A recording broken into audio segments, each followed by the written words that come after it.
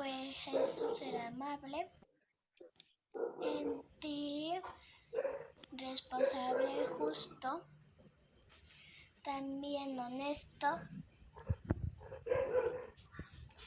también tenía compañerismo.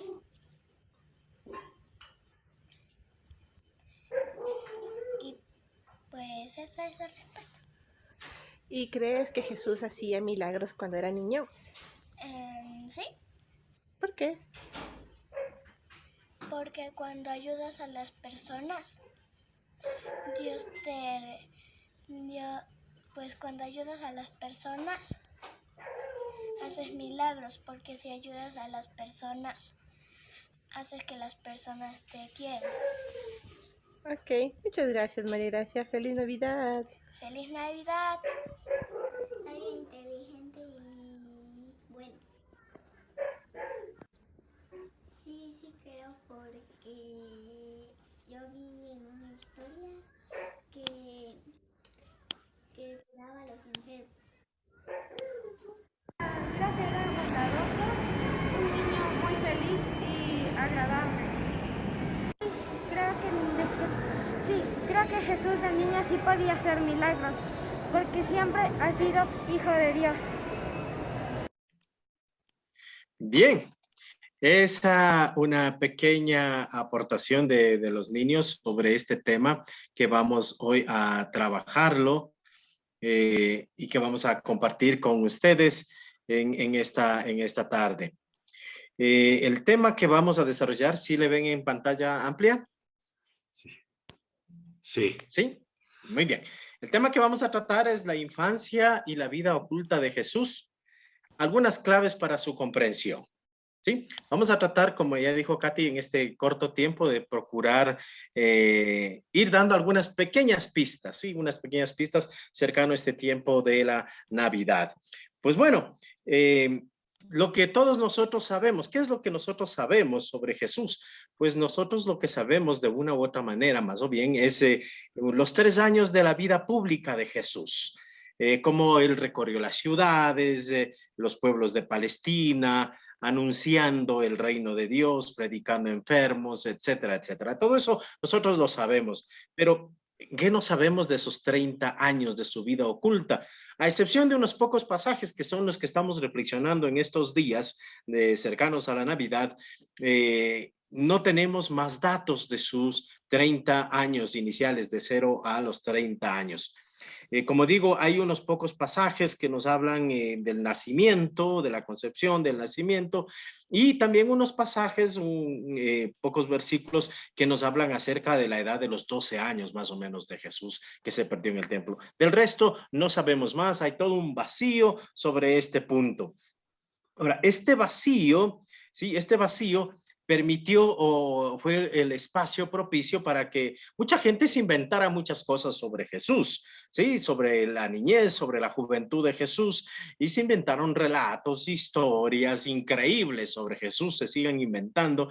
Especialmente los evangelios apócrifos, ya veremos sobre ellos más adelante, nos narran acontecimientos sobre María, sobre el niño Jesús, sobre José. Nos ha llegado a nosotros muchas de esas tradiciones, aunque no los hayamos leído, los evangelios apócrifos, pero nos han llegado. Incluso los nombres de los 3 reyes magos están escritos en estos evangelios.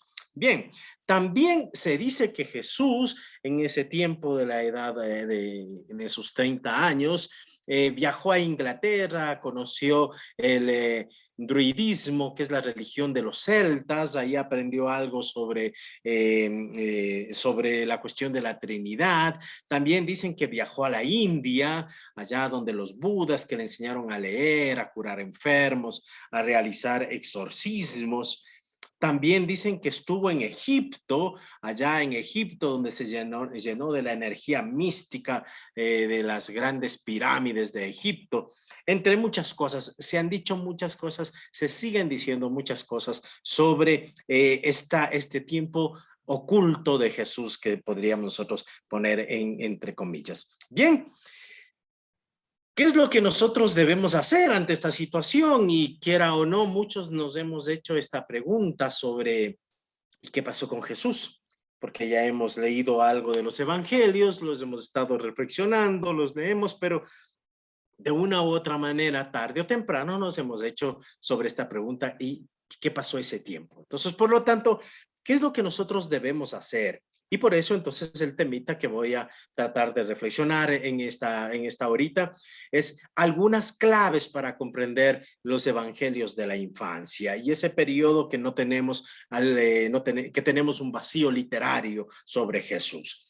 Concretamente, los evangelios de la infancia están en el capítulo del 1 al 2 de Mateo y en Lucas del capítulo 1 al 2 asimismo, ¿sí? Son los dos evangelios, Mateo y Lucas, quienes nos hablan sobre la infancia.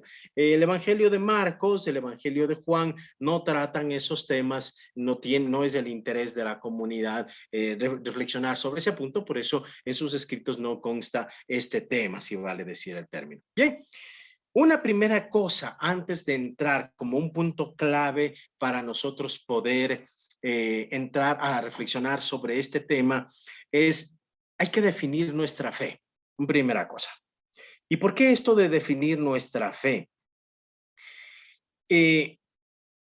Un gran personaje, John Henry Newman, el cardenal Newman, un sacerdote que fue anglicano, luego se convirtió al cristianismo, al catolicismo, perdón, se hizo sacerdote y luego un cardenal, también ya ha sido nominado santo. Este santo es el gran santo, llamémoslo así, o el gran converso del siglo XX. El gran converso del siglo XX, un profundo estudio que él hace sobre la cuestión de la conciencia. Si es que podemos alguna vez estudiar un poco a John Henry Newman, sería algo muy hermoso que lo podemos hacer. Él decía una cosa muy interesante. Una fe pasiva, heredada, infantil, no repensada, acabaría en las gentes cultas generando indiferencia. En cambio, una fe, sí, asimismo, pasiva, heredada, no responsable en las gentes sencillas, generaría superstición. Por eso es muy importante tener en cuenta que la fe es algo muy responsable de la persona. No podemos tomar la fe como algo a la ligera. Es necesario darla todo en la importancia a la fe. La fe es algo muy, muy, muy trascendental. Es una experiencia personal, ¿sí? No basta creer, ¿sí? No basta creer en lo que algunos nos digan sobre Jesús, sobre Dios. Cada uno tiene que creer en definitiva, ¿sí? Aquello que en verdad uno siente y vive esta experiencia. Por eso es algo muy personal, es una experiencia muy personal. El decir yo no tengo fe o el decir no le doy mucha importancia a la fe sería algo irresponsable con uno mismo. Sí, entonces una cosa muy importante es que para creer en Dios es necesario pasar de una fe infantil, si vale decir, una fe pasiva, una fe sin compromiso, a una fe responsable y una fe muy personal. Un segundo punto que hay que tener en cuenta es que en la fe no todo es igual. ¿Y por qué es eso? Que no todo es igual. Es necesario identificar lo que es esencial de lo que es accesorio. Y así un poquito entramos al tema que estamos nosotros tratando. ¿Sí? Porque en nuestra fe tenemos muchos accesorios. Es decir, muchas cáscaras que no tienen sentido, que supuestamente para nosotros son muy importantes. ¿Sí? Y cuando tocan esas cáscaras, cuestionan esas cáscaras, esos accesorios, nos cuestionan esos accesorios, entonces nosotros saltamos. Porque le estamos dando más importancia a esa cosa exterior de la fe que nosotros tenemos y no llegamos a lo esencial de nuestra fe. Es importante que se defina en el cristiano que el vivir confiando en un Dios cercano que siempre nos ama, eso es lo esencial, ¿sí? Confiar en un Dios cercano, en un Dios que siempre me ama. Eso es clave. Eso es lo esencial de la fe. Si yo no confío en un Dios que está junto conmigo, que está al lado mío y que es un Dios que me ama a pesar de cualquier cosa que yo haga. Entonces, póngase un interrogante sobre su fe. ¿Sí? Póngase un interrogante sobre su fe. Lo importante de la fe es creer en un Dios que está cerca de mí y es un Dios que me ama a pesar de todas las cosas que yo haga o pueda hacer. Dios no está en una relación de negocio. Tenemos muchas falsas imágenes acerca de Dios. Seguimos un poquito adelante. Lo importante es saber en qué Dios uno se cree. ¿Sí? Nada más decisivo que la idea que cada uno tiene acerca de Dios. Porque acerca de la idea que yo tengo de Dios, con esa idea que yo tengo de Dios, voy a juzgar a mí mismo, voy a juzgar mi vida personal, mi relación con nosotros y la forma como es el otro. Entonces, es importante que yo defina claramente en qué tipo de Dios creo, en qué Dios creo. Uno puede decir, no, pero si yo creo en el Dios cristiano, yo creo en el Dios de la Biblia. A ver, definamos bien eso. ¿Cómo es ese Dios en el que usted cree? En definitiva, tiene que ser ese Dios de Jesucristo, el Dios que nos propone Jesucristo. Es decir, es un Dios amor, es un Dios vida, un Dios que da la vida por todos. Y estamos celebrando en estos días esa entrega absoluta de parte de Dios, hacerse hombre como nosotros, encarnarse con nosotros. Por lo tanto, esto hay que tener bien claro, es otro punto que hay que tener bien preciso de nuestra fe. Otro punto que hay que tener claro sobre la fe es que la fe no es un capital. Sí, no es un capital que uno recibe el día del bautismo y se puede ir gastando en la manera en que yo voy cometiendo pecados y lo voy recuperando o llenándole cada vez que me voy acercando a los sacramentos. No, no, no, no. La fe no es de esto, no, no. La fe no es así, ¿no? La fe es una actitud de vida. La fe es algo que nos mantiene atentos a Dios. ¿Sí? Entonces no puedo estar yo confiado de que yo soy creyente y yo soy católico y yo voy a misa y por lo tanto yo tengo fe. No, mucho cuidado. Ahí terminamos como ese señor de los talentos que tenía un talento y lo enterró en tierra y no produjo. No, no. La fe es ante todo una actitud que nos mantiene en constante búsqueda de Dios. Y yo felicito a todas las personas que a lo largo de este tiempo de pandemia, a Padre Lauren, que ha permitido y ha generado estos espacios de encuentro, porque a lo largo de estos encuentros ha permitido que la fe vaya, que las personas vayan madurando su fe, cuestionándose su fe, están atentos a muchas reflexiones sobre la fe, ¿sí? Sobre su crecimiento personal y cómo yo voy entendiendo a Dios, ¿sí? Por lo tanto, están abiertos al misterio y al amor de Dios y de cada ser humano. Esto, sobre todo, me viene hoy a la mente el evangelio que se escuchó hoy día en la Eucaristía, el evangelio de María, ¿sí? Que va a visitar a su prima Isabel, Lucas 1, 39 al 45. María es el mejor modelo de este estilo de fe, una fe viva, una fe confiada. Sí, es una mujer que sabe escuchar a Dios en el fondo de su corazón, una mujer que vive abierta a los designios de salvación. Su prima Isabel alaba ese tipo de actitud de María. Dichosa tú que has creído.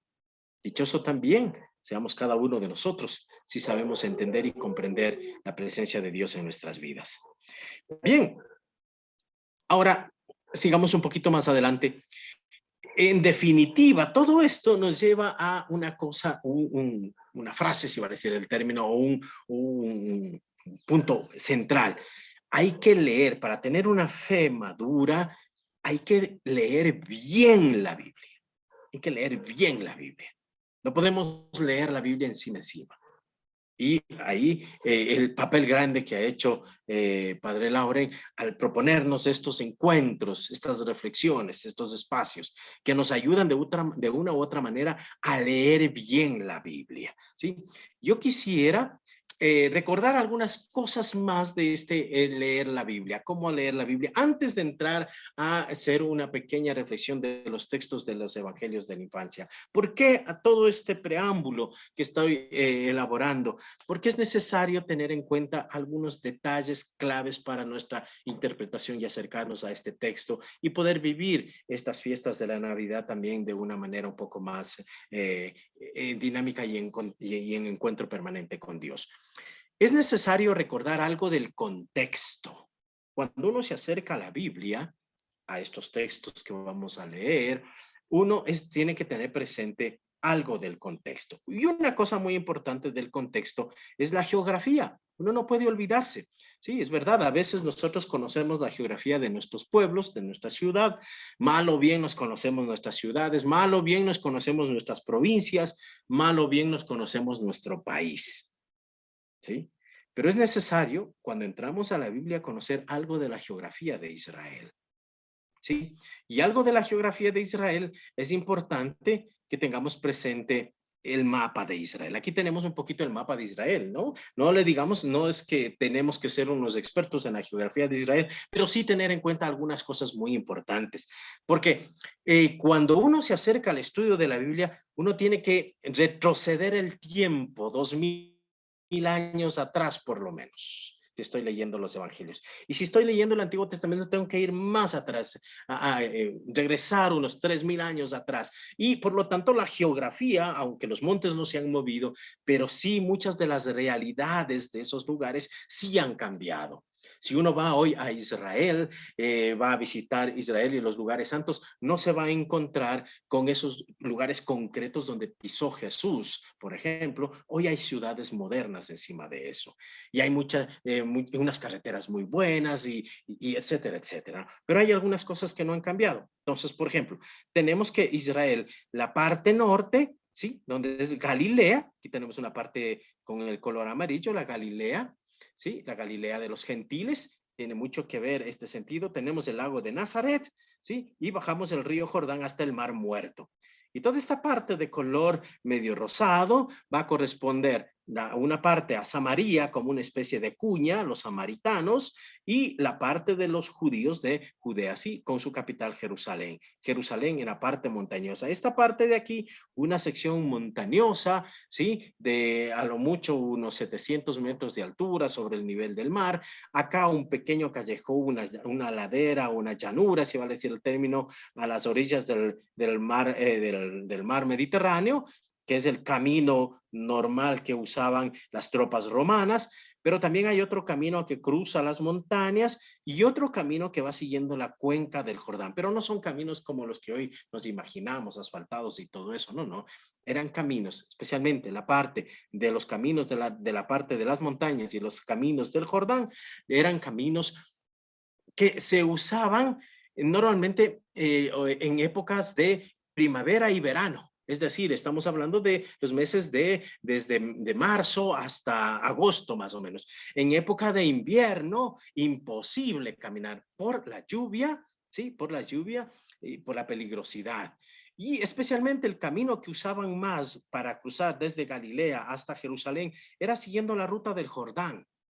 Y este camino lo hacían, especialmente en primavera y en verano, porque el río Jordán descendía a su nivel, ¿sí? Y descendía el cauce y dejaba abierto toda una serie de vados y de la orilla un poco seca, dejaba abierto el camino para hacerlo más transitable. Cruzar por las montañas era arriesgarse a pasar por donde los samaritanos, y yo siendo judío y pasar por territorio samaritano era para que los samaritanos me den una buena paliza. Así que no era tan conveniente y era muy arriesgado. Pero así hablando uno podría decir, entonces uno podía armarse un viaje en cualquier momento. No, no podía armarse el viaje en cualquier momento. Siempre tenía que hacerlo en compañía de alguien, especialmente de las caravanas. Sí, especialmente de las caravanas o de los peregrinos que bajaban a Jerusalén. Irse solo era para que me pase lo que le sucedió a este hombre que subía desde Jericó, que más o menos está en este sector donde está apuntando la flecha, ¿sí? Hacia Jerusalén. Que me encuentren los ladrones y me muelan a palos. Los ladrones habían muchos, ¿sí? No es que las carreteras estaban protegidas con soldados romanos, no. Eso ya cada uno se la arriesgaba como podía. Ojo, mucha atención esto para cuando nosotros leemos el texto acerca de María y dice que después de que recibió el anuncio del ángel, María salió corriendo a prisa a visitar a su prima Isabel. Ojo, atención. Hay que tener en cuenta de que María no pudo salir corriendo enseguida.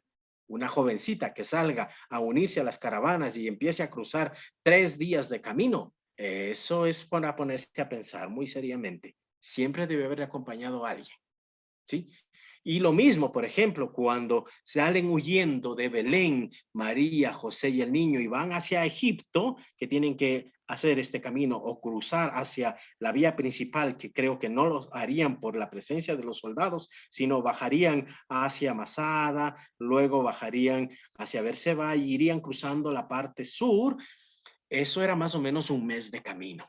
Sí, más o menos un mes de camino. Bien, esto un poquito para tener en cuenta la geografía de Israel. Otro detalle muy especial. Normalmente nosotros nos imaginamos la Navidad con nieve, pero en Israel es raro que caiga nieve. Raro, muy raro que caiga nieve. Caía nieve, sí, en la parte del monte Hermón, más o menos en este sector. Es la parte casi un poco más alta. Sí, ahí caía nieve en la época de invierno. Pero acá en esta parte de Belén, no cae la nieve normalmente. No, es raro que caiga la nieve. Pero eso sí, hay mucho frío. Temperaturas muy frías en las noches. Entonces, ahí está un poquito para ubicarnos en qué fecha más o menos nacería Jesús. Sí, nacería Jesús, porque los relatos del Evangelio nos van diciendo que los pastores dormían al aire libre cuidando a los rebaños. Y aquí había que hacerse una pregunta. En unas noches frías, ¿los pastores podrían dormir fuera? Normalmente no lo hacen, ¿sí? No lo haría. Entonces hay que ubicar un poquito el tiempo y el texto, ¿sí? Muy bien. Esto un pequeño detalle.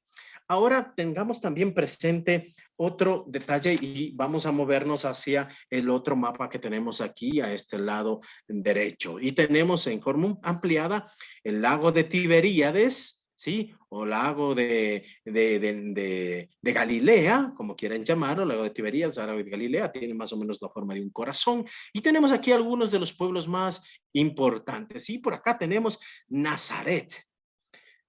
Claro, hoy si usted va a visitar Nazaret, uno se encuentra con Nazaret y es una ciudad inmensa. Pero en la época de María, Nazaret no era eso. A lo mucho era ni digamos un pueblito, ni un barrio, era una agrupación de unas poquitas familias, 20 familias a lo mucho, 30 exagerado, vivían en Nazaret, era un puntito ahí perdido en el universo. ¿Sí? Una cosa chiquitita, bien chiquitita. De ahí que esa máxima, ¿qué puede salir de Nazaret? Que decían, pues nada, porque ahí no hay nadie. Ahí no hay nadie. ¿Qué hay? Unas 20 personas, o sea, unas 40, 50 personas exageradas que vivan en ese lugar, no vive nadie. Y claro, cuando a Jesús le preguntan, cuando él habla y hace los milagros, cuando él va y se presenta en la sinagoga de Nazaret y lee el texto de Isaías, etcétera, entonces, claro, le van a preguntar, ¿y tú? Si te conocemos, clarito, no es para que te nos pierdas entre tan poca gente que vivimos aquí. ¿De dónde salió esa sabiduría?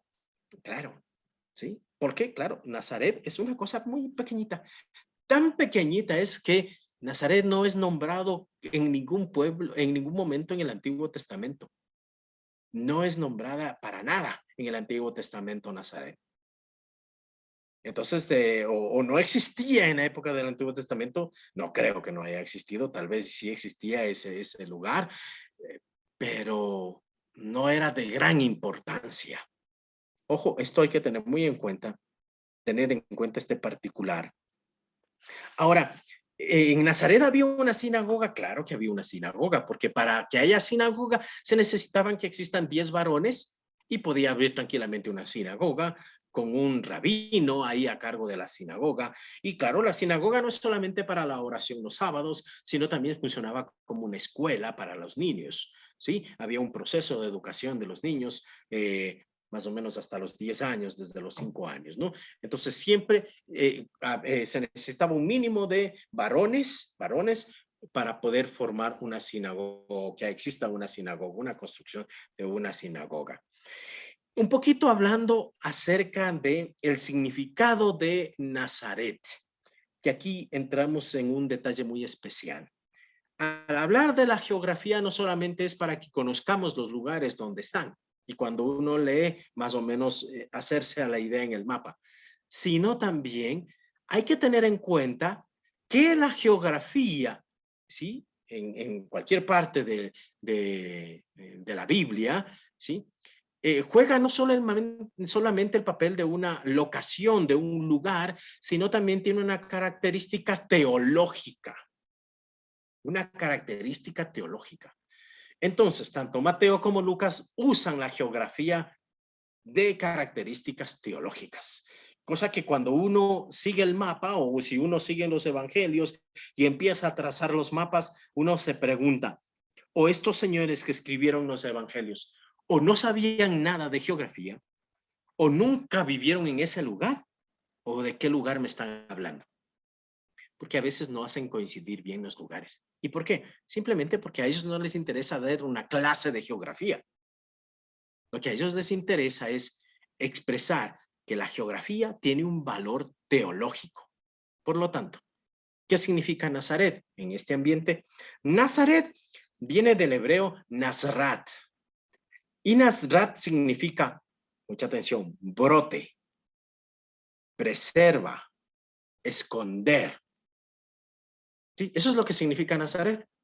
¿Sí? Brotar, esconder, preservar. ¿Sí? No por nada, Mateo y Lucas hacen que la vida de Jesús, ¿sí? De sus 0 a 30 años, esté en Nazaret. Está escondida, preservada. De ahí va a brotar algo. Bien, y de Nazaret vamos a viajar con la Sagrada Familia o con María y con José hacia Belén y tendrían que bajar hacia el frente del Monte Tabor. Aquí podemos ver las colinas, descender la colina hacia el río Jordán, que es esta línea, bajar por esta línea al río Jordán, ¿sí? Bajar bordando el río Jordán unos 3 días, llegar a Jericó, subir de Jericó hacia Jerusalén y de Jerusalén bajar más o menos 1 kilómetro hacia Belén. Ese es un camino más o menos de 3 días. O cuando María visitó a su prima Isabel, hizo el mismo camino y llegó hasta la parte más o menos de la mitad de Israel y subió hacia las montañas, hacia la parte de el lugar donde vivía su prima Isabel, ¿no? Ain Karem, ¿sí? Ahora bien, en Belén, sí, Belén también es otro lugar muy simbólico. Y Belén, una cosa que me estaba olvidando, ya a propósito de Belén y también de Nazaret, es que las habitaciones o las casas, tanto de Belén como de Nazaret, era una mezcla entre lo arquitectónico y la geografía, ¿sí? ¿Qué quiere decir esto?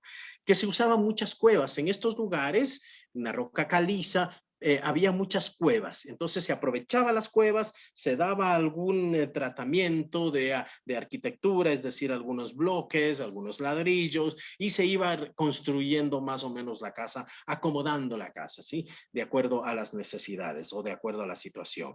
Entonces, esto un poquito para tener en cuenta cuando, por ejemplo, nosotros hacemos nuestros nacimientos, nuestros belenes, siempre les ponemos ahí como una especie de roca que hacemos, una especie de una montaña. Eso tiene mucho que ver, ¿sí? Con la realidad también del lugar. Y vayamos a Belén. En Belén, al encontrarnos en Belén, hay que tener en cuenta que Belén es aunque dice la ciudad de Belén, no es una ciudad. Estamos en las mismas características de Nazaret. Asimismo, unos 20, 30 familias vivían en Belén. Sí, unas 20, 30 familias en Belén, una gente dedicada al pastoreo. Acá en Nazaret, en cambio, por la situación geográfica y las tierras eran un poco más ricas, permitía la agricultura. Jesús debió haber practicado la agricultura, también haber practicado la profesión de su padre, de ser carpintero. En Belén, en cambio, no había mucha la facilidad de la agricultura, no son territorios permitan mucho la siembra, pero sí lo que es el pastoreo de ganado menor, especialmente de ovejas, y tener en cuenta que aquí había mucha oveja porque se usaba las ovejas para los sacrificios en Jerusalén. Entonces había que tener en cuenta que era, como quien dice, el lugar donde se criaba todas las ovejas para los sacrificios en Jerusalén.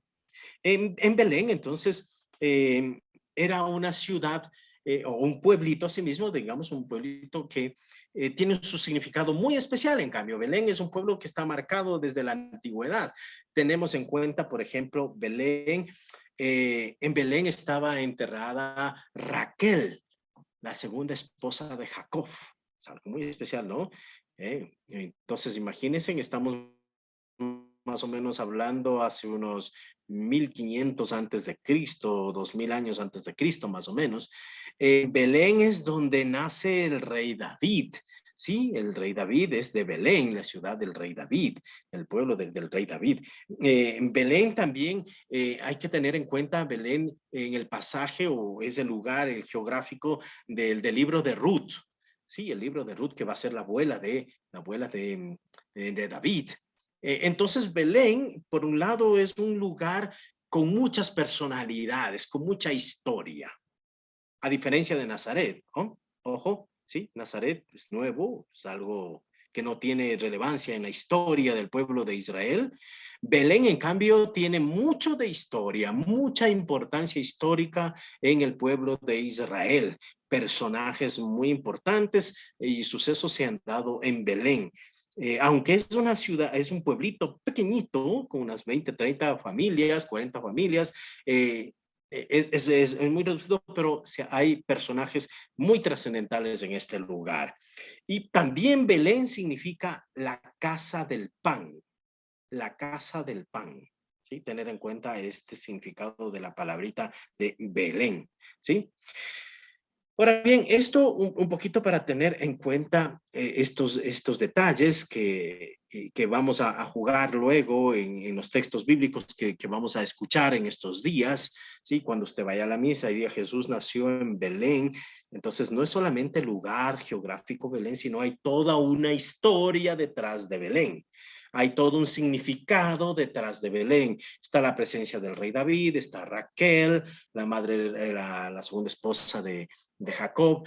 Raquel llora por sus hijos, ¿sí? Hay una profecía ahí de Jeremías cuando llora por sus hijos y Jeremías habla haciendo alusión a la destrucción de Jerusalén en el año 500 y se pone en Belén el lugar donde se da como el llanto por la destrucción de Jerusalén. Claro, es una ciudad que se puede ver Jerusalén desde Belén, se puede ver a Jerusalén y claro, en ese tiempo vieron la destrucción y debió haber sido algo muy duro para la gente ver cómo es destruida Jerusalén por manos de los babilonios. Y de ahí entonces lo que dice el profeta Jeremías, ¿sí? Donde ve a Raquel que llora por sus hijos. Ahora bien, otro punto en la escena geográfica que aparece en estos tiempos es el Oriente, ¿sí? El Oriente. Entonces acá tenemos un mapa un poco más grande, ¿sí? Entonces aquí tenemos Egipto, podemos ver, Israel, aquí perdido entre todos estos nombres. Tenemos acá Babilonia, por acá está Persia, donde dice Susa, Persia. Hoy esto sería Irán, Irak. Hasta este lado de acá tenemos Grecia, ¿sí? Alejandro Magno, los griegos. Acá tenemos la parte final de la bota de Italia. Y pues bueno, más hacia nuestra izquierda tendríamos España y Ecuador estaría mucho más allá lejos, ¿sí? Bien, entonces esto un poquito para tener en cuenta la ubicación. Entonces, si decimos, cuando hablamos de los Reyes Magos, el relato de los Reyes Magos nos dice que vinieron unos magos de Oriente. Claro, uno depende de dónde es el Oriente. Claro, uno tendría que decir, el Oriente depende de dónde yo estoy ubicado. Si yo estoy ubicado aquí en el Ecuador, el Oriente para mí sería acá la Amazonía, la parte del Puyo, sería esta parte, ¿no? Sería el Oriente, o sea, depende de dónde estoy, ¿no? Pero si estamos acá en Israel, el Oriente, cuando hace alusión al Oriente, habla de Babilonia, habla de Persia, habla de estos lugares, acá, al oriente. ¿Sí? Habla al oriente. Ojo, mucha atención. Esto es muy interesante. ¿Sí? Se menciona que unos sabios, unos magic, ¿sí? Magic, no estamos hablando de magos que hacen pasos, que hacen conjuros mágicos, no. Estamos a veces la traducción, ¿sí? La palabra magic significa sabio, el científico, digamos, el científico, el estudioso. ¿Sí? Entonces, unos magics vienen desde Oriente, ¿sí? Hacia Jerusalén. Este es un camino muy largo, es un camino muy largo. Si recuerden que de Belén hasta llegar a Egipto, acá donde se refugió la familia de Nazaret, la familia de la Sagrada Familia, duraron más o menos un mes en cruzar esta parte. Imagínense cuánto tiempo se demorarían en cruzar desde ya sea Persia o desde Babilonia. No podían cruzar en línea recta, porque este es el desierto de Arabia. Por más que uno quisiera cruzar, bueno, hoy día se puede cruzar, pero en ese tiempo, ¿cómo cruzo esta parte? Imposible. Había que seguir la cuenca del río Tigris y Éufrates, ¿no? El río Tigris es este río y el río Éufrates es este. Entonces había que seguir bordeando los ríos, subir hasta la parte norte, cerca de Siria y bajar. Entonces, este es un camino larguito, sí, un año por lo menos, sí se demoraba, ¿no? Sí, entonces este camino, claro, ahí no había coches, no había aviones, ¿sí? Lo hacían a pie, a caballo o en camellos, pero siempre su tiempito, ¿no? Entonces, tener en cuenta esto un poquito los tiempos cuando nos jugamos nosotros en estos textos que estamos leyendo en estos días. Bien, pero aquí hay que tener en cuenta otro detalle muy especial. Cuando hablamos de los sabios, ¿sí? Ya explicaremos un poquito también detallado sobre este punto, pero hay que tener en cuenta que siempre se tuvo la idea de que acá hacia el oriente se encontraba la ciencia. Sí, la ciencia hoy, la ciencia, ¿sí? En ese tiempo la ciencia estaba marcada por la astrología, ¿sí? La astronomía, no tanto la lectura del horóscopo, no, sino el conocer los astros, ¿sí? Fue una de las ciencias muy más desarrolladas, ¿sí? También algo de la medicina se iba ya desarrollando y algunas ciencias, ¿no? Entonces, también desde el oriente venían las religiones, ¿sí? Las filosofías que invitaban a la interiorización, porque hay que tener en cuenta también aquí este es un paso hacia la India, que se encuentra más hacia nuestro lado derecho, hacia la China, y ya hay civilizaciones también que hacen su influencia a través del comercio, ¿sí? Entonces, todas estas cosas venían desde el oriente. Las ciencias, las filosofías, las religiones, la sabiduría, y todas ellas confluyen hacia Jerusalén. Sí, hacia Jerusalén llegan a Jerusalén porque vienen buscando al Salvador, vienen buscando al Rey de los judíos que ha nacido.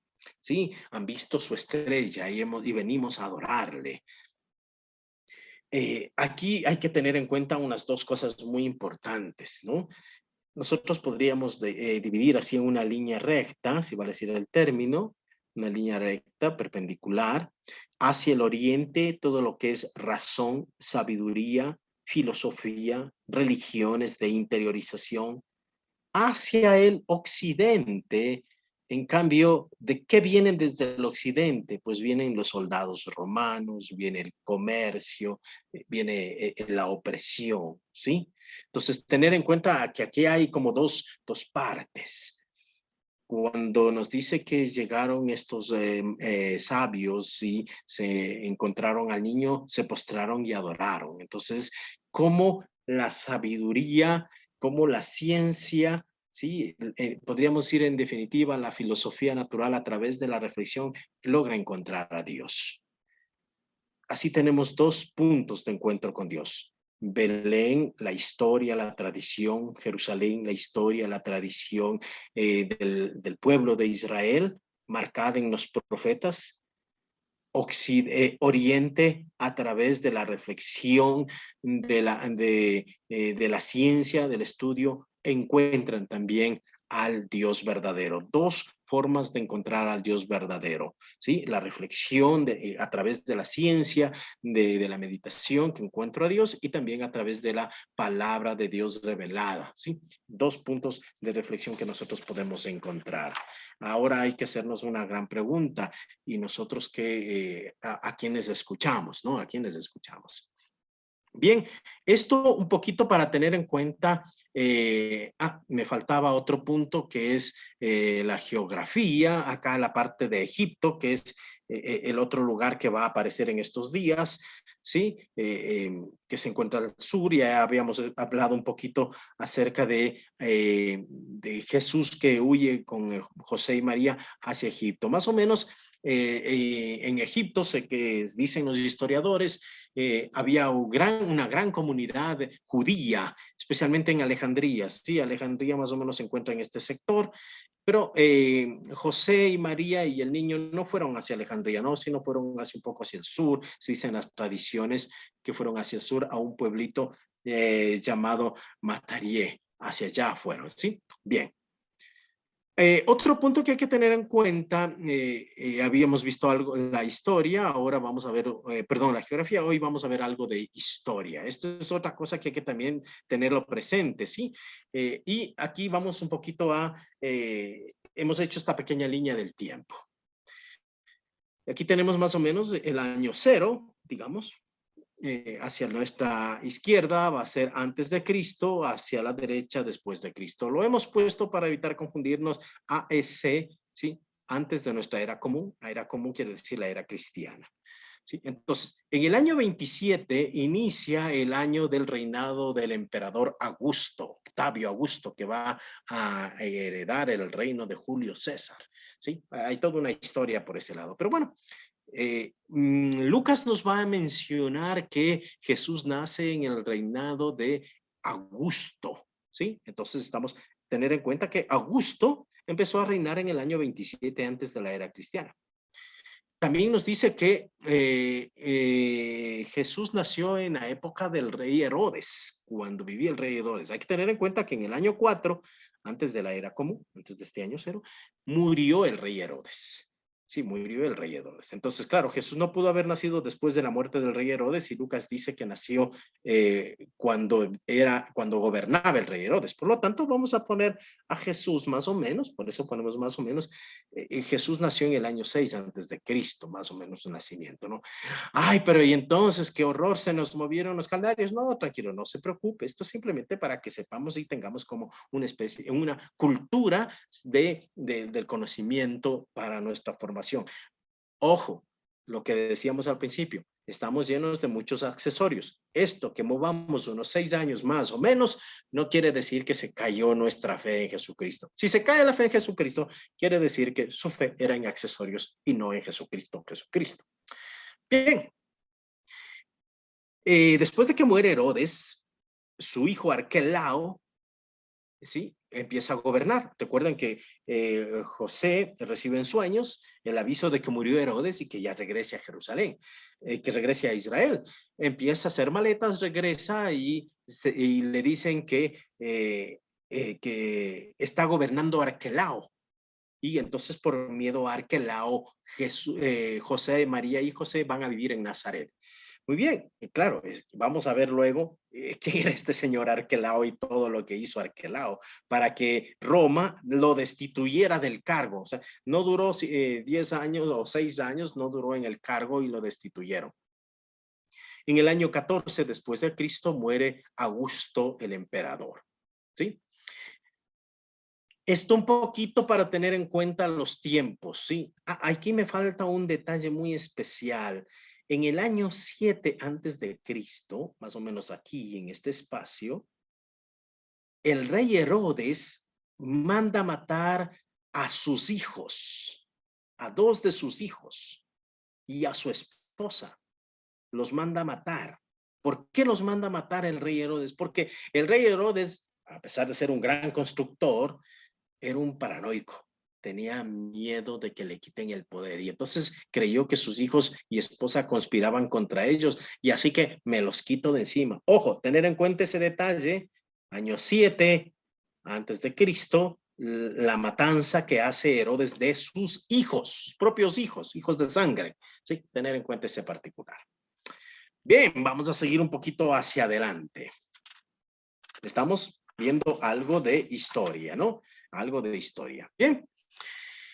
Jesús en todo, en todo semejante a nosotros, menos en el pecado, nos dice la carta a los Hebreos, capítulo 4, versículo 15. ¿Quién es este Jesús? En todo igual a nosotros, menos en el pecado. Pues este Señor Jesús nació en Belén de Judá. ¿Sí? Se crió en Nazaret de Galilea. Ya ubicamos nuestro mapa, ya sabemos algo sobre Nazaret.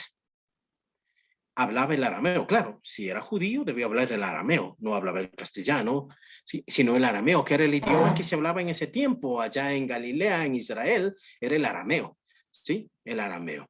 Ah, pero con una característica especial, con el acento propio del judío de Galilea, el acento propio. Es más o menos sería, para los que viven en el Ecuador, disculpando a las personas, no es que uno se burle, pero los del norte nos identifican enseguida que arrastramos la R. A los de Cuenca les identificamos enseguida por un cantadito que tienen. ¿Sí? Entonces, claro, así, de esa forma, lo que pasa aquí en el Ecuador, también en otros países sucede lo mismo. Entonces se identificaba muy claro que decía, este habla el arameo de Galilea. ¿Por qué? Este es un Galileo, ¿por qué? Por ese cantadito que tiene. Tenían un cantadito especial los galileos. Así que ni cómo escaparse. Claro, era un judío, la samaritana lo dijo, ¿y tú que eres un judío, cómo se te ocurre venirme a pedir a mí algo de beber? La samaritana odiaban a los judíos, sea de Nazaret, sea de Galilea, sea de abajo de Jerusalén. Total es judío y punto, se acaba el problema. Para los samaritanos había judíos, sea de donde sea judío. Y para los judíos de Judea, se lo veían como un judío de Galilea. Pero ¿y qué pasa que es un judío de Galilea?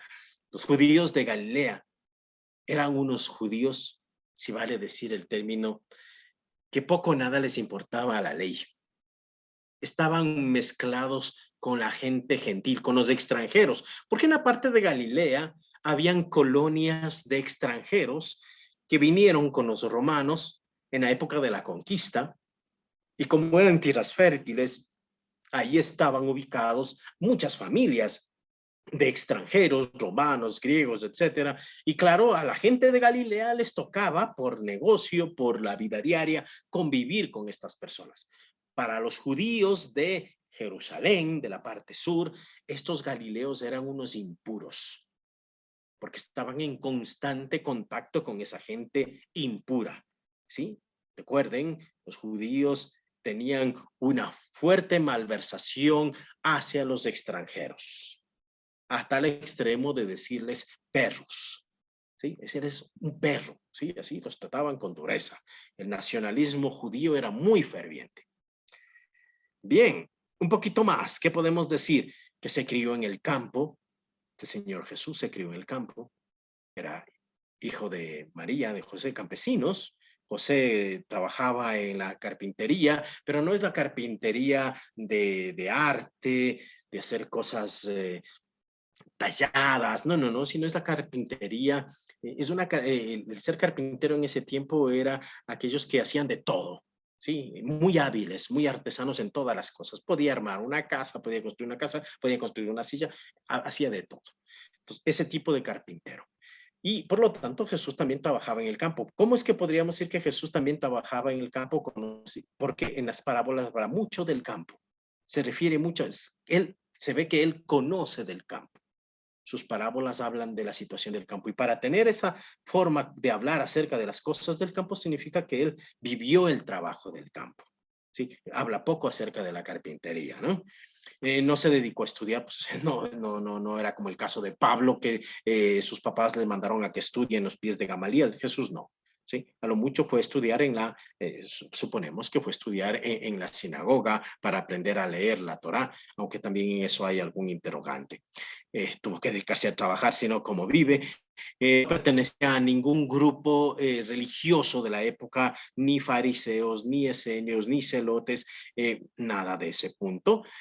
Nace laico, nace pobre, y la familia de José, ¿sí? El padre de Jesús, seguramente emigró desde Belén, porque como dice que cuando se llama al censo, irán a su lugar de origen, de donde es originario la familia, y José tuvo que viajar con María, que estaba a punto de dar a luz, o en meses de dar a luz, tuvo que viajar hacia Belén, desde Nazaret.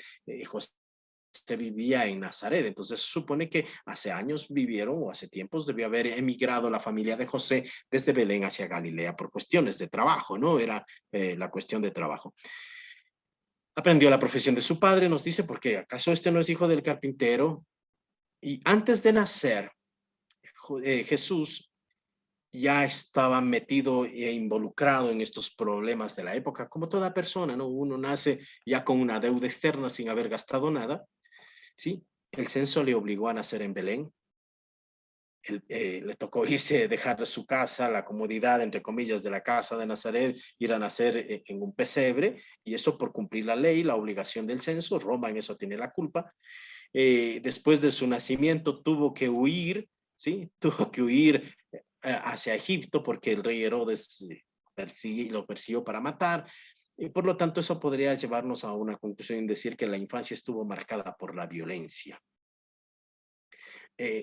Para determinar un poco más claramente esta situación de la violencia, vamos a hacer un pequeño síntesis histórica de esos tiempos, ¿no? Desde el año 37 al año 4 antes de Cristo, Herodes es nombrado rey por Roma. Herodes mejor dicho, está enrolado o es descendiente de iduneos al sur de Israel, pero tiene sus contactos con Julio César a través de su padre, y entonces logra hacerse nombrar rey de Roma, de Jerusalén, pero tiene que conquistarla. Sí, tiene que conquistarla. Y así que Herodes entra a Jerusalén, la conquista sangre y fuego para declararse rey. Es un periodo que para los romanos se conoce como la Pax Romana. Es un periodo pues se procura un poco la paz, evitemos las guerras civiles. Pero a pesar de eso, hay dos doctores de la ley, Matías y Judas, que en esta época incitan a sus estudiantes y se levantan en una protesta contra el rey Herodes, que ha colocado en el templo de Jerusalén el águila, símbolo del imperio romano. En la puerta del templo de Jerusalén, así una águila inmensa, ha colocado el rey Herodes. Y claro, para la ley romana, para la ley judía, esto era una ofensa muy grave. Y estos doctores de la ley se levantan junto con sus estudiantes contra el rey Herodes en protesta. Derriban el águila, símbolo del poder romano, pero Herodes no es que se quede tranquilo y contento, sino que manda matar a estas personas. Esta es la época en que Lucas nos habla del niño, que dice que en Lucas 2:40 nos dice: el niño crecía y se fortalecía, estaba lleno del Espíritu y gozaba del favor de Dios. Esta es la época más o menos que correspondería a esa edad de Jesús. Del año 4 al año 6, estos 2 añitos, ¿sí? Son 2 años muy convulsionados. Es el periodo, ha muerto Herodes, y es el periodo que gobierna Arquelao en Judea. Fueron 10 años de mucha violencia. El día en que subió al trono, ese día mandó matar 2,000 personas Arquelao. Hay revueltas cobijadas de ideas mesiánicas. Se da la destrucción de Séforis por parte de Roma. Séforis es una ciudad que estaba a unos 8 kilómetros de Nazaret, ¿sí? Y es destruida por las revueltas, literal, borrada del mapa por las revueltas. Ahí se refugiaron algunos de los que huían de las revueltas contra Arquelao, pero Roma los destruyó en ese lugar. Se crucificaron a casi 2,000 judíos. Aquí es el relato de Lucas 2:52, donde nos vuelve a decir que Jesús dejaba la niñez, entraba a la adolescencia, y nos dice Lucas que Jesús iba creciendo en sabiduría, en estatura y en aprecio ante Dios y ante los hombres. Estamos más o menos hablando de los 12 años cuando el relato nos habla de la pérdida de hallazgo del niño Jesús en el templo. Luego tenemos del 6 al 27 este tiempo, este gran silencio que encontramos en la vida de Jesús, que sucedía en Israel históricamente. Del 6 después de Cristo, Roma intervino expresamente, destituyó a Arquelao del trono y ante el censo que se dio, sí, hay un censo que se pide que se haga, posiblemente es el censo que nos menciona Lucas. Hay una especie de desobediencia civil basada en mandatos de la ley, es decir, a ver, no vamos a hacer violencia de guerra o de revuelta militar armada, porque hemos visto que mataron a mucha gente, pero nadie va a dar el nombre de la persona en el momento en que le llamen a inscribirse para el censo. ¿Quién es usted? No soy nadie. Desobediencia civil. Más o menos algo parecido a lo que Elías hizo en el Antiguo Testamento, lo que hizo Matatías en relación a la presión que se hacía de parte del gobierno griego de comer la carne. ¿Sí? Entonces estamos en ese espacio, está siguiéndose un poquito esa corriente. Entonces hay una desobediencia civil basada en la ley de Dios. Por lo tanto, hay revueltas esporádicas. El joven Jesús, con 12 años, comienza a participar plenamente en la vida de la comunidad. Recuerden, los 12 años es muy importante para el mundo judío. El niño deja de ser niño y pasa a ser ya, se va a decir, un ciudadano judío que puede leer y explicar la Torá en la sinagoga. Ese es como decir, dejar de ser niño y pasar a ser adulto. Y vive y trabaja en el campo de Nazaret, ayuda a la gente trabajando de carpintero y así pasa sus 20 años, desde los 12 hasta los 30 años, más o menos. Bien, es un poquito la cuestión de historia. Tener en cuenta estos datos para poder acercarnos a la lectura de los textos que hemos escuchado. Y ahora viene algo más emocionante aún. Ustedes dirán, pero nosotros queremos que nos explique sobre lo que pasó con Jesús. Antes de eso, estos detalles son muy importantes para poder interpretarlos. ¿Los evangelios de la infancia son historia o son símbolo?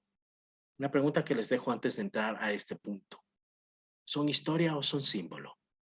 ¿Sí? Hasta aquí hemos visto un poco de la historia, la geografía, tener en cuenta este particular y empezamos esta parte con esta pregunta.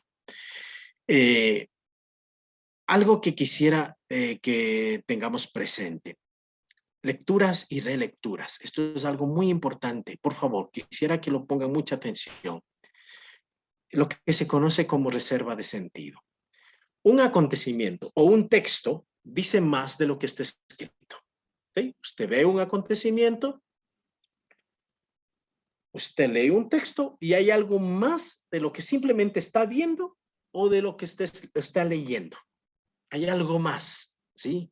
Hay algo más. ¿Cómo desentraño ese algo más? Esa es la reserva de sentido.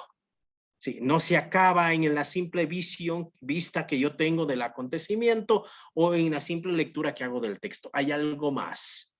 El autor, al escribir y usar las formas gramaticales, prepara su texto para una polisemia de sentidos, es decir, para una variedad inmensa de sentidos.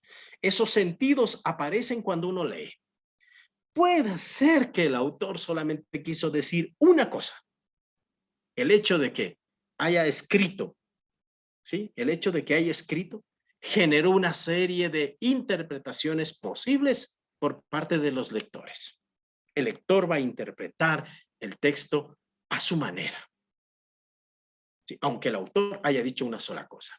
Esto es algo muy importante y esto es algo que nosotros tenemos que hacer bien, ¿no? Cuando nosotros leemos la Biblia, primero tenemos que entender bien qué es lo que está escrito. Gramaticalmente tengo que comprender bien el texto.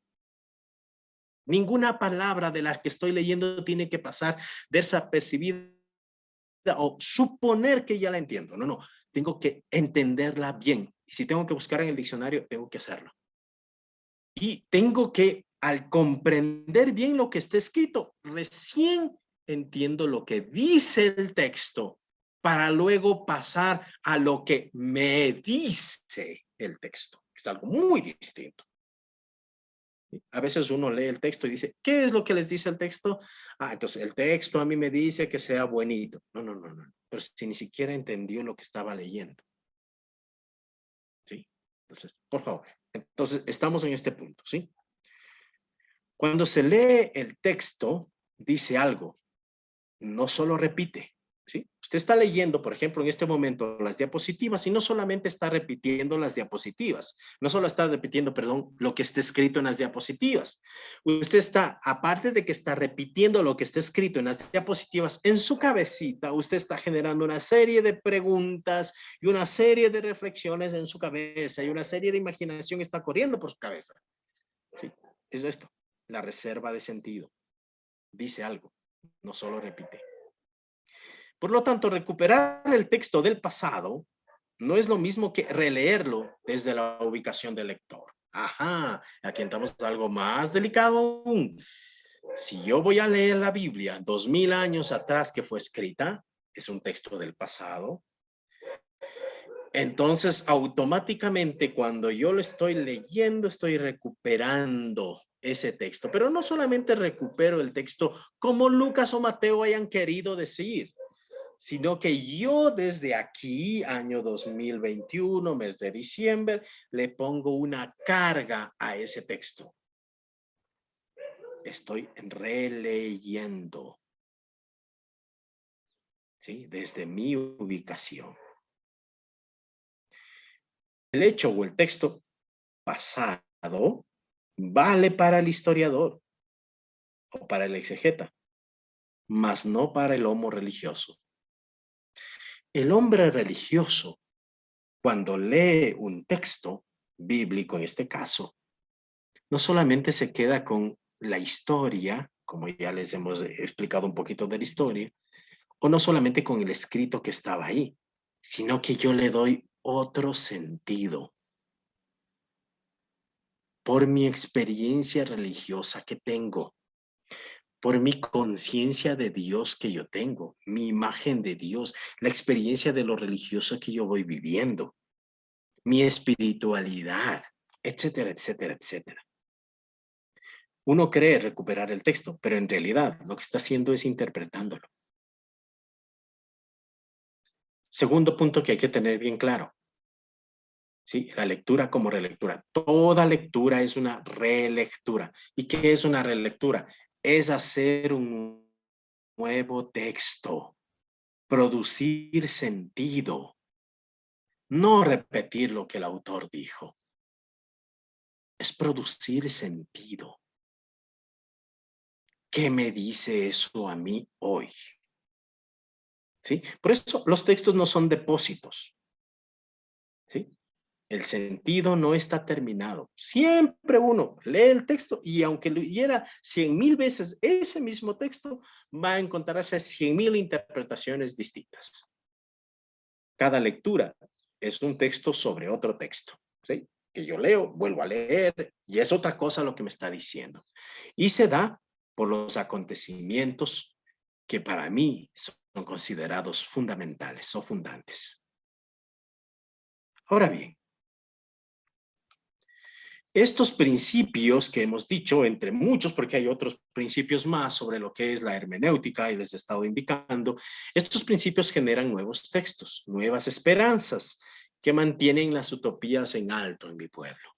¿Por qué usted y por qué todos y cada uno de nosotros estamos hoy, vibramos con estos textos en este tiempo de la Navidad? Solamente porque están las lucecitas, el arbolito, el nacimiento, o porque el texto me dice algo nuevo hoy en este 2021, en esta situación de pandemia que más o menos dice que parece que vamos a salir y se nos complica peor. ¿Qué es lo que nos está diciendo? Entonces, ahí le estamos dando nuevas esperanzas. Si no, hace tiempo que hubiéramos botado la toalla, como dicen los boxeadores. Los escritores de los evangelios de la infancia generaron este proceso que hemos visto, porque tenían a su lado algunos puntos muy importantes. Por un lado, primera cosa que tenían bien claro, la muerte y resurrección de Jesús. Lo tenían bien presente. La muerte y resurrección de Jesús marcó tanto sus vidas que empezaron a mirar la vida con otros ojos, los ojos del resucitado. y por ende su mensaje, su vida, su testimonio. Y generaron los escritos del Evangelio. Otro punto que tenían también muy claro estas comunidades, estas primeras comunidades cristianas, la experiencia de Dios vivida por el pueblo de Israel y plasmada en Tanakh, en la Biblia judía. Sí, el judío, recuerden que los primeros cristianos eran judíos, las primeras comunidades cristianas eran judías, se predicó el evangelio a gente judía, y aunque se predicó fuera, si Pablo fue llevando fuera hacia otros países, se empezó a predicar en las sinagogas a gente que de una u otra manera conocía la experiencia judía, ¿sí? Y después se fue abriendo hacia los extranjeros que no conocían nada de la religión judía. Entonces, pero una cosa sí es clara, ¿no? La experiencia de Dios vivida por el pueblo de Israel y plasmada en la Biblia de los judíos, en la Biblia hebrea.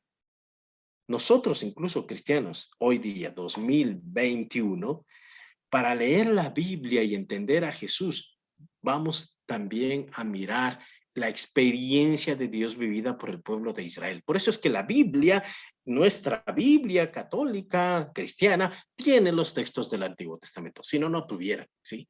Porque eso marca también la forma de entender a Jesús, ¿sí? Ojo, no se me pierdan esto por lo que vamos a ver luego. Y lo otro, los acontecimientos vividos por Jesús, el pueblo y las primeras comunidades, es también otra cosa que tenía la gente que escribieron los evangelios.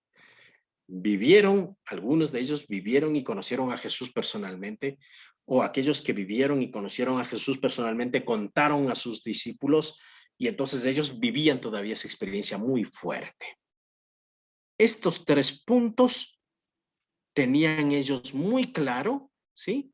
Para poder escribir y generar estas relecturas que hemos ido explicando. Bien, hasta aquí hemos ido viendo algo de geografía, algo de historia y unos principios básicos sobre la literatura. Pero ojo, entramos a un último punto. ¿Qué género literario usaron para escribir estos evangelios de la infancia? Usaron el Midrash. ¿Qué es el Midrash? Un ejercicio de actualización de la escritura. ¿Sí? El género literario Midrash o un método de lectura Midrash lo usaron para construir el texto. Y el Midrash es una historia o una reflexión sobre pasajes bíblicos con el objetivo de actualizar ese pasaje. Ojo, ya hemos visto las relecturas. El Midrash es una forma de hacer una relectura. Es un ejercicio de lectura que busca encontrar un hecho nuevo a partir de la lectura de un texto. El Midrash, ¿sí? Es investigar, buscar para actualizar leyes, normas, comportamientos, mensajes, al momento o circunstancias que se está viviendo. ¿Sí? Esto es el Midrash. Entonces el Midrash es hacer una historia, hacer una reflexión sobre pasajes bíblicos, ¿sí? Con el objeto de actualizar esos pasajes. O sea, cojo un pasaje bíblico antiguo, lo tengo aquí, miro mis acontecimientos y lo transformo a este texto, a este pasaje bíblico, lo transformo para esta nueva realidad que yo estoy viviendo. Hay muchos textos con este género literario y esta forma de lectura, tanto en el Antiguo Testamento como en el Nuevo, ¿sí? Este uso del Midrash va a generar muchas lecturas. Muchas relecturas. Un ejemplo de esto es Mateo 2, del 1 al 23, es de toda esta situación de los magos de Oriente. Entre muchas cosas que podríamos decir del texto, quiero referirme a una sola, a un problema que generaron ellos. Cuando ellos llegan a Jerusalén, donde el rey Herodes, vienen con un problema, una pregunta que genera un problema muy grande. ¿Dónde debe nacer el Mesías? ¿Sí? Vienen y dicen, venimos buscando al rey de los judíos porque hemos visto su estrella y sabemos que nació acá en Israel, pero queremos saber dónde, así que ustedes díganos dónde nació. Ese es el problema y hay una solución al problema. Herodes llama a los sacerdotes, a los letrados de Israel y les hace la pregunta, a ver, ¿dónde debería nacer el Mesías? ¿Qué hacen los sacerdotes al investigar en las leyes? Hacen un midrash, buscan y responden con el texto de Miqueas. Y tú, Belén de Éfrata, no eres la más pequeña de las ciudades, pero de ti nacerá el libertador. Entonces, a partir de una profecía, un texto antiguo, retraen y lo hacen una relectura para el hoy, una pregunta: ¿dónde debería nacer el Mesías? Ese es un ejemplo concreto de Midrash. Todos los evangelios de la infancia están basadas o calcadas en este género literario Midrash. Entonces, ¿cómo entender las narraciones sobre la infancia de Jesús? Ahora sí, entramos a lo que nos ha convocado esta tarde, después de darnos una larga vuelta. Algo que hay que tener bien claro antes de entrar. Mateo tiene un objetivo cuando escribe el Evangelio. El objetivo de Mateo es que Jesús es el nuevo Moisés. ¿Sí? El objetivo de Mateo es presentar a través de su Evangelio que Jesús es igual a un nuevo Moisés. Por lo tanto, si nosotros no sabemos quién es Moisés, mejor no leamos Mateo. ¿Y cómo sé yo quién es Moisés? Muy bien, leamos el libro del Éxodo para conocer quién es Moisés. Leamos Éxodo, Números, Levítico, Deuteronomio para poder saber quién es Moisés. Porque Mateo me va a presentar a Jesús como el nuevo Moisés. Lucas, ¿cuál es el objetivo de Lucas? Lucas tiene un objetivo. Lucas me va a presentar una confrontación entre la nueva alianza y la antigua alianza. Jesús es la nueva alianza, es el nuevo pueblo. Entonces, si yo no conozco cuál es la antigua alianza, yo no voy a poder entender a Lucas. Entonces, tengo que saber la antigua alianza, tengo que conocer la Tanaj, la Biblia judía, tengo que saber lo que sucedía, cuál era el pensamiento que ellos tenían sobre Dios, para yo poder entender esta nueva propuesta que hace Lucas sobre Jesús.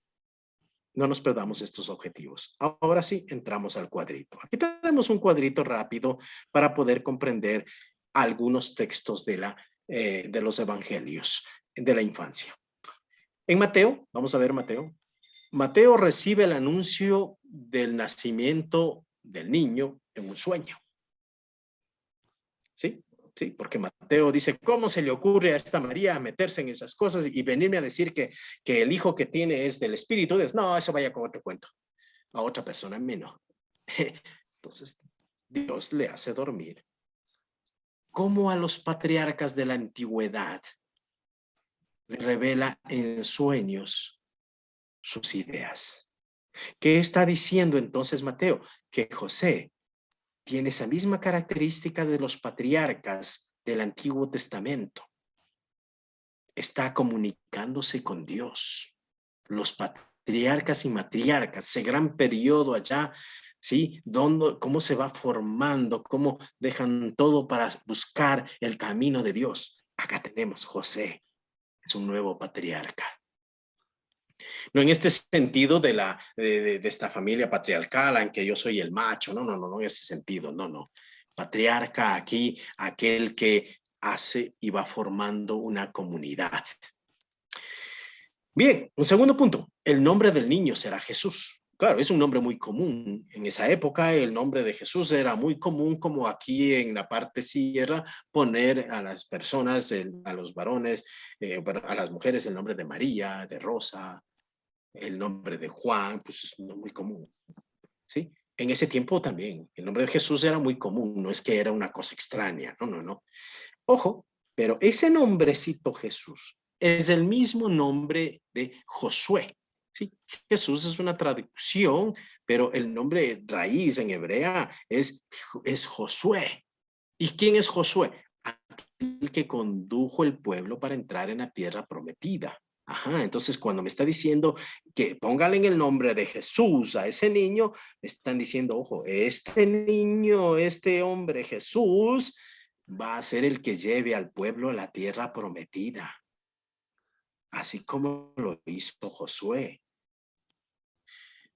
Este niño nacerá de una virgen, nos dice Mateo, ¿no? Cuando fue a la anunciación y va una virgen y desposada con José y dile todas estas cosas por medio del ángel. Bien, a través de eso se cumple la profecía de Isaías.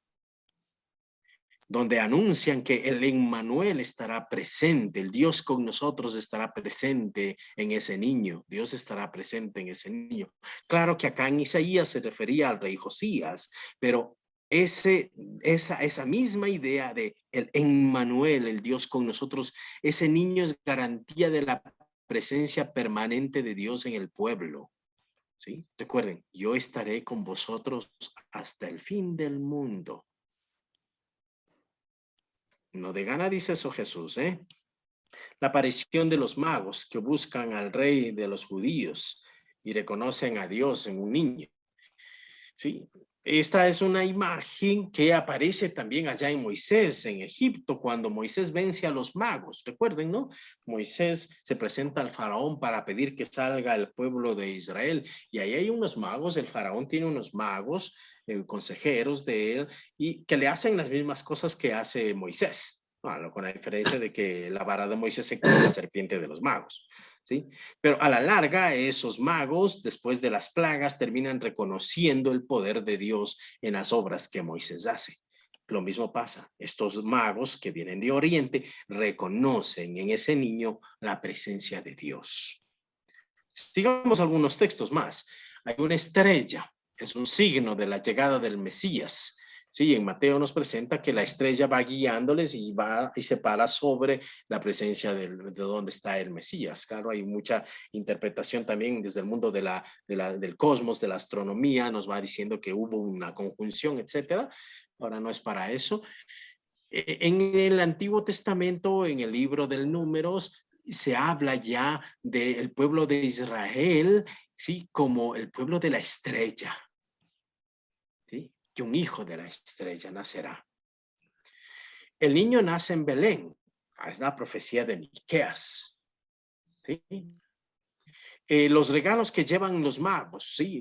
Se encuentra ya en la profecía de Isaías sobre los extranjeros que vendrán a Jerusalén trayendo obsequios a Dios.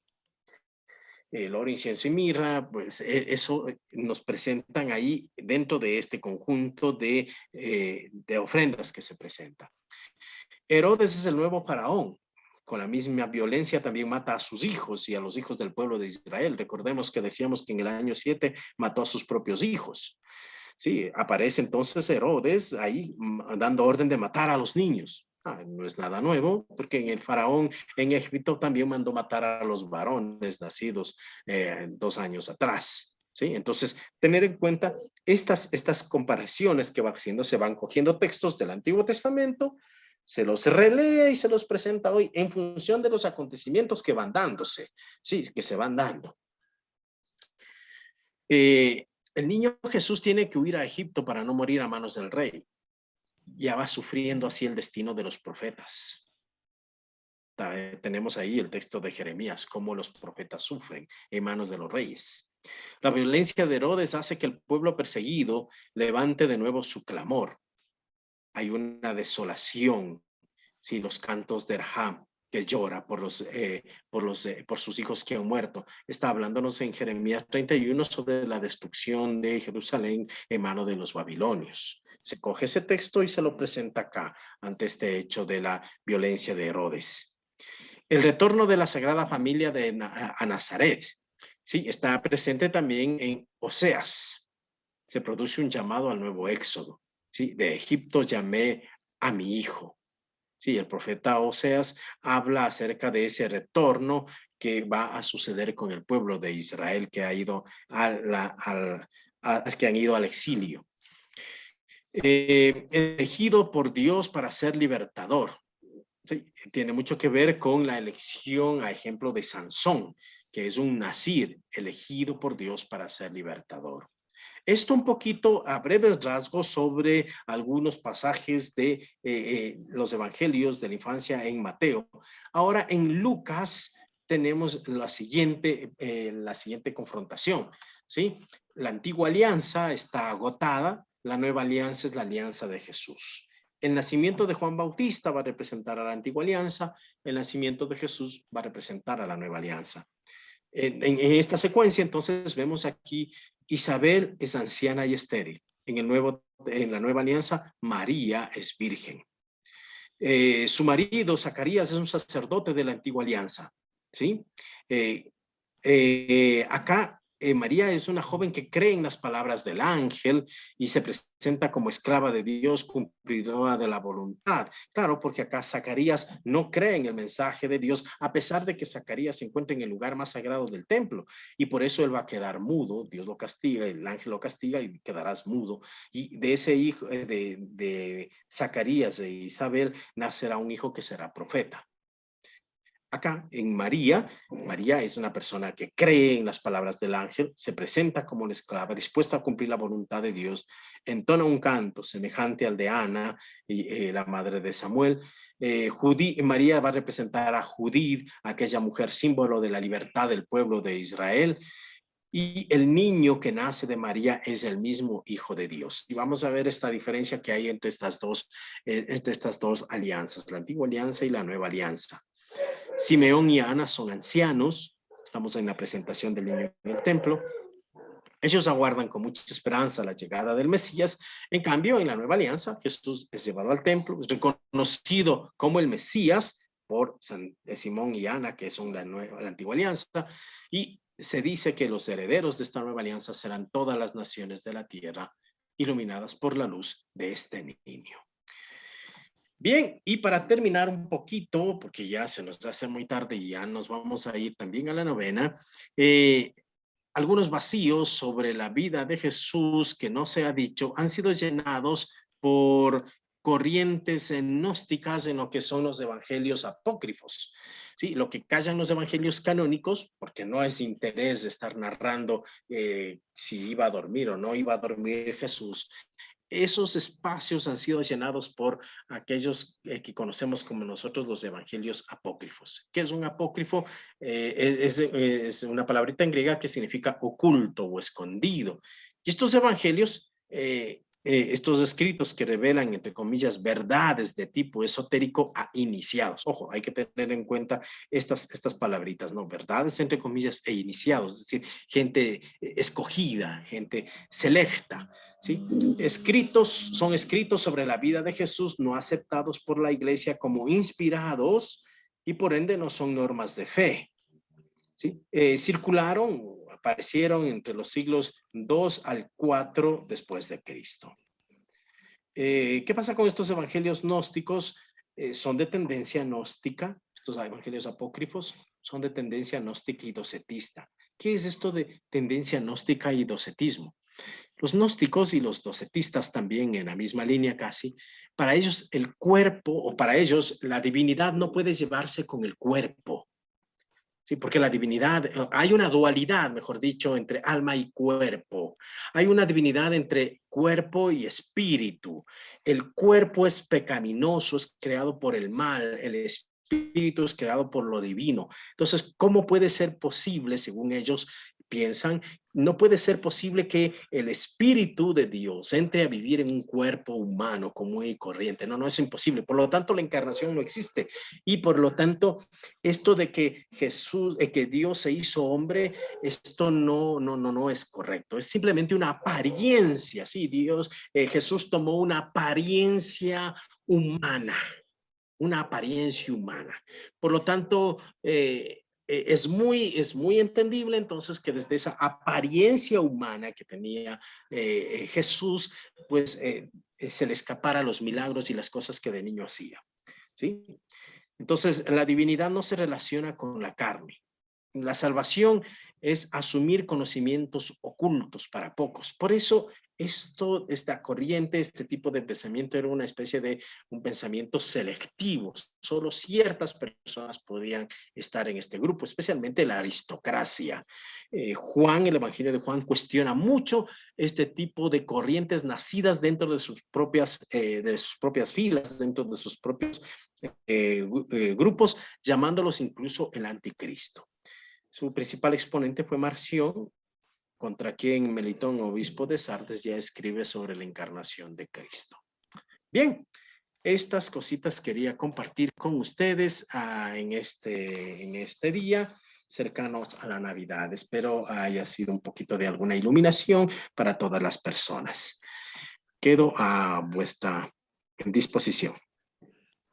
A ver, Katy, tendríamos ya que cerrar. ¿Dejamos el cuestionario o apuramos un poquito a ver qué hemos entendido?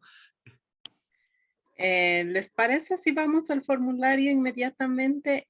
Tienen en el chat.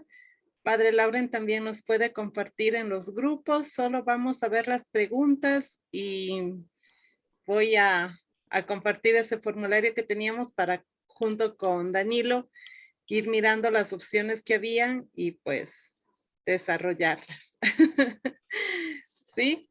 Ya les había puesto en el chat. A ver, un minutico. Voy a compartir pantalla.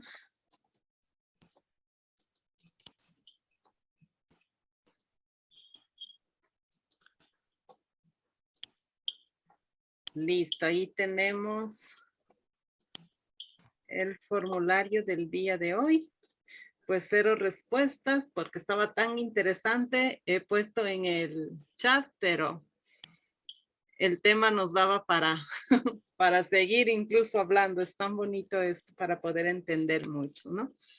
Vamos entonces cambiando de voces, Padre Lauren, haciendo la primera afirmación y que Danilo nos responda cuál es la correcta y así vamos haciéndolo un poco más ágil por razón del tiempo, ¿eh? Ah, bueno, buena idea, sí, porque tenemos que cerrar la sesión. Y a ver, ya me sonó la alarma. Primera pregunta. ¿Qué es esencial en la Navidad y qué es lo que marca mi fe? Primera respuesta.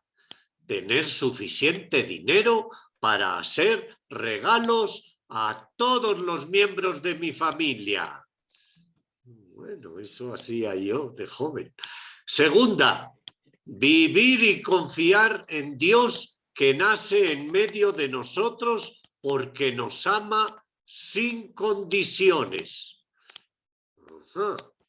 Tercera, ir con el niño Jesús a pasarle la misa en la iglesia para que no se enoje y no nos castigue.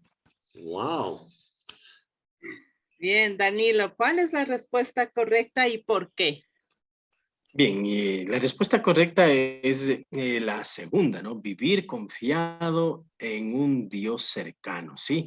Esa es la respuesta correcta que nosotros debemos tener en cuenta, ¿no? Vivir confiando en Dios que nace en medio de nosotros porque nos ama sin condiciones. Esto, a pesar de nuestras debilidades, es el único que nos entiende como somos porque somos creados por su amor infinito, ¿no? Sí. Listo. Gracias. La segunda pregunta es, ¿qué es el Midrash? Y nos había explicado mucho Danilo. La primera opción son narraciones que actualizan y aclaran a las comunidades episodios y hechos de la vida de Jesús con... Ay, espérenme que... Se ha saltado. ¿En qué género literario están escritos los evangelios de la infancia? Ya nos lo ha dicho Katy. En Midrash, claro que no son apocalípticos las narraciones de Jesús niño, ni son géneros míticos, son Midrash. Así que sigue, Katy. ¿Qué es el Midrash? Miren, ya me fui al de respuestas y ya hay 20. Qué buenos alumnos, ¿no? Vamos al de Midrash que me salté, pero luego regresaré a la pregunta número 2. Entonces, teníamos opciones, ¿no? La primera opción, son narraciones que actualizan y aclaran a las comunidades de episodios y hechos de la vida de Jesús con pasajes del Antiguo Testamento. Segunda opción, el Midrash es una oración de acción de gracias a Dios porque salvó al pueblo de Israel. Y la tercera opción es una investigación sobre los datos históricos y biográficos de la infancia de Jesús de Nazaret. Aquí todavía estamos fallando un poquito. ¿Cuál es la respuesta correcta y por qué? Sí, son narraciones que actualizan y aclaran los episodios Sí, y aclaran a las comunidades de episodios y hechos de la vida de Jesús con pasajes del Antiguo Testamento.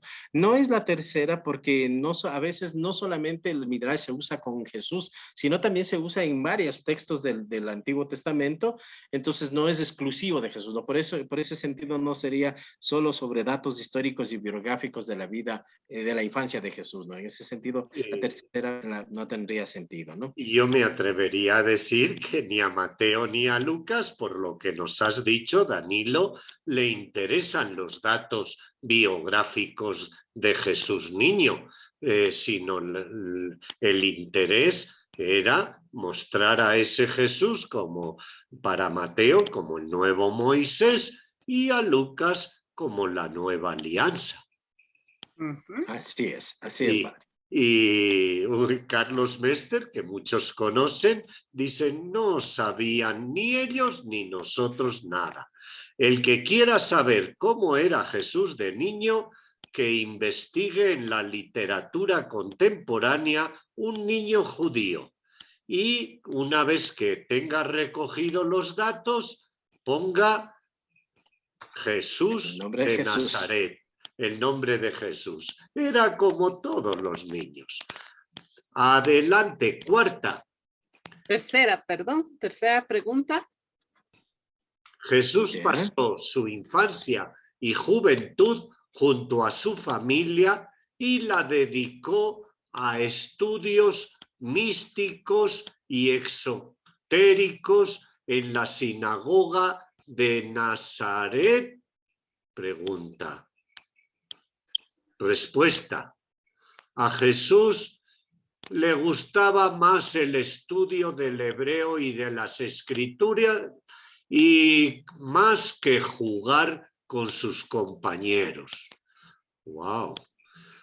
Jesús vivió junto a su familia y llevó una vida común y corriente, como todo niño judío de su tiempo. Tercera, el niño Jesús era el Hijo de Dios y tenía poderes sobrenaturales. Se divertía haciendo pajaritos de barro y poniéndolos a volar.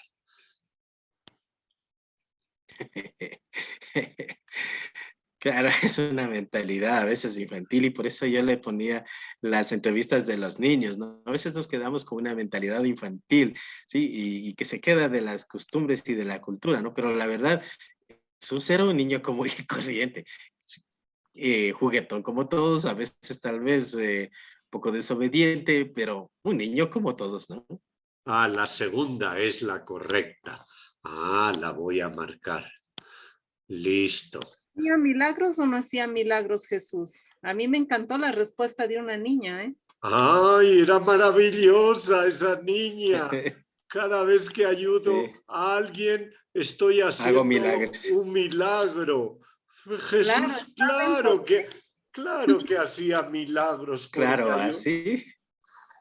Claro, porque hacía cosas extraordinarias en el ordinario vivir, como lavar los platos sin que mamá me lo pida, decir buenos días sin que nadie me observe que tengo que decir buenos días, ayudarle a Padre Lauren en algún artículo sin que me lo pida, decirle a Danilo lo bueno que ha sido el tema sin que me lo pida. Todas esas cosas extraordinarias que hacemos en el ordinario vivir son milagros. Milagros verdaderos. Muy bien. Gracias de paso. Y la última, ¿qué son los evangelios apócrifos que vende Katy en su librería?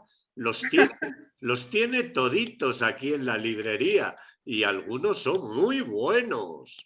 Sí. A ver, ¿qué respuestas hay? ¿Para qué sirven los evangelios apócrifos que la Iglesia no los considera inspirados? Primera respuesta, quieren satisfacer la curiosidad y fantasía de los creyentes sobre la vida de Jesús que no narran los evangelios sinópticos. Segunda respuesta, quieren validar o justificar su sistema de creencias, ya sea gnósticas o maniqueas. Tercera, hay evangelios apócrifos que nos muestran la vida y costumbres de las primeras comunidades. Claro. Y finalmente, todas las anteriores. Pues todas las anteriores. Claro. Esa era facilita, ¿verdad? No porque sepamos que es gnóstico, sino que como está todas las anteriores, ahí debe de ser. Ponemos las anteriores, esa debe ser. Lo has explicado muy bien, Danilo. Me encantó. Muchas gracias, Danilo. De verdad. Y yo acerté todas, 10 sobre 10, con la ayuda de Danilo. Bueno, pues cerramos la sesión porque ya están pidiendo entrar los de la novena y todos los que quieran seguir la novena desde Colombia, desde Barranquilla, desde... Laura, en solo un minuto, la gente nos pide biografía que necesitan mucho para entender este tema que es importante, parece sencillito, cosa de niños, pero realmente tiene su profundidad.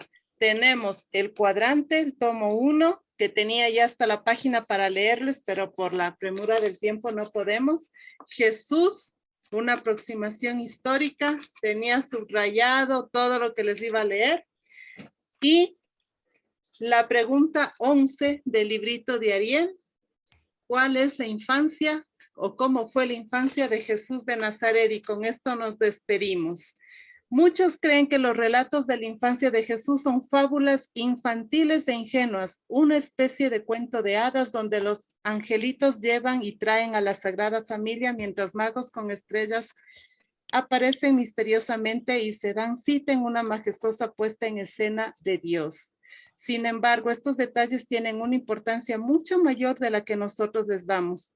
No pretenden transmitir hechos históricos, sino ofrecernos un mensaje formidable, que Jesús es el Mesías esperado desde siempre por el pueblo judío, ejemplo el Evangelio de Mateo, y que es superior a cualquier otra persona que nosotros podamos conocer por grande que ella sea. Lucas. Con la infancia así contada, Mateo y Lucas lograron que sus lectores no esperaran hasta la vida adulta de Jesús para saber quién era él. Ya las primeras páginas de cada evangelio garantizaban la divinidad del niño y por lo tanto su credibilidad. Por ende, cuando lean más adelante que ese niño crece y sale a predicar, ya sabrán que sus palabras tenían vida eterna. De Ariel Álvarez. Hay mucha bibliografía, lo que tenemos que hacer es dedicarnos a leer, regalarnos un buen libro en esta Navidad a los amigos secretos y cuestiones así, o uno mismo hágase un regalo de esta naturaleza para profundizar nuestra fe. Muchas gracias, Danilo, de todo corazón. Ha sido un tema hermosísimo, pero nos tenemos que despedir. Vamos con la novenita. Dios le pague por todo y nos vemos en un segundo. Pasen bien, que Dios les bendiga a todos. Saludos, unas felices Navidades y un próspero año. Dos cositas. Después de la novena les mandaré la grabación. Todavía